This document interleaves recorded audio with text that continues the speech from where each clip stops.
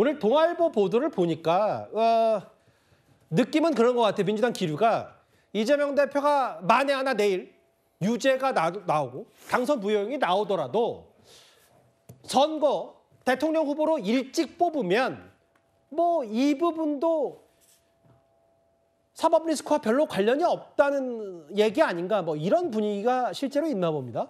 사법 리스크가 고려 대상은 아닐 것 같습니다. 왜냐하면 대법 판결이 아니기 때문에, 최종심이 아니기 때문에 그것은 고려의 요소가 될 수가 없고요. 다만 탄핵 심판이 내려진 이후에 60일 이내에 대통령 선거를 치러야 되기 때문에, 그러면은 본선 부분을 빼면 실제로 경선을 할 수 있는 부분은 30일, 한 달 정도밖에 시간이 없거든요. 예. 근데 그것도 중간에 고려를 해야 되는 게, 앞으로 민주당이 연합정치라든가 아마 다양성에 연대하는 그런 정치들을 할 텐데, 그러면 다른 당 후보들 혹은 다른 당과 정책적으로 연대할 수 있는 그런 시간도 물리적으로 필요하거든요. 예. 그러면 당내 경선과 연합할 수 있는 그런 시간까지 확보를 하려면 실제로 이 내부 경선은 간소하게 치러질 수밖에 없다.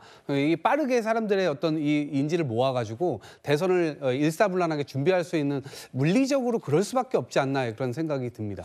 근데 이제 그 정혁진 변호사님, 네네. 이런 부분이 있어요. 그러니까 모르겠어요. 4월로 진짜 넘어갈진 몰라요. 아직 헌재가 공지를 안 했다 뿐이지. 다만 예측하기로는 굵직한 주요 사건들을 연이어서 헌재가 안 하는 보통의 절차라면 28일 금요일 넘기고 4월에 할 가능성이 있다.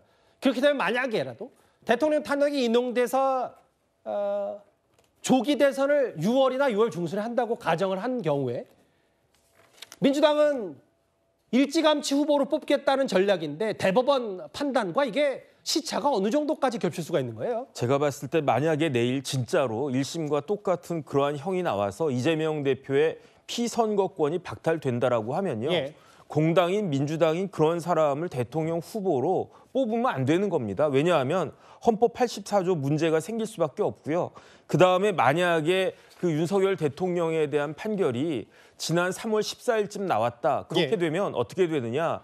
이재명 대표를 위한 대법원에게 주어진 시간은 48일밖에 안 돼요. 그렇게 되면 실질적으로 한 30일 정도는 이재명 대표가 합법적으로 그 시간을 늦출 수가 있습니다. 그렇다라고 하면 대법원이 18일 만에 판결 선고를 하라고 하는 것이니까 이게 굉장히 어려울 수가 있었는데, 그런데 내일부터는요, 대법원에게 주어지는 시간이 60일이 되는 겁니다. 그렇다라고 하면 예. 30일이 남는 거고요. 그다음에 내일부터는 계속 플러스가 되는 거예요. 내일부터 일주일 뒤에 나오면 66, 67일이고요. 그 다음 주에 또 나오면 74일이고요. 이런 식으로 되면 대법원에서 충분히 판결을 선고할 수 있는 시간이 이미 확보가 됐다. 저는 그런 생각이 들기 때문에 굉장히 그러한 무모한 행동을 민주당에서는 하지 않을 것으로 보여지는데, 예. 그럼에도 불구하고 이재명 대표를 만약에 이제 대선 후보로 그렇게 뽑는다라고 하면 설령 윤석열 대통령에 대해서 그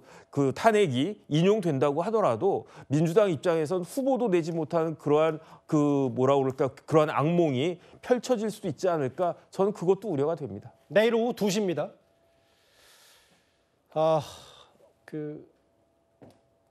대한민국 정치권은 물론이고 이재명 대표 본인에게 정말 중요한 내일 항소심 선고 2시.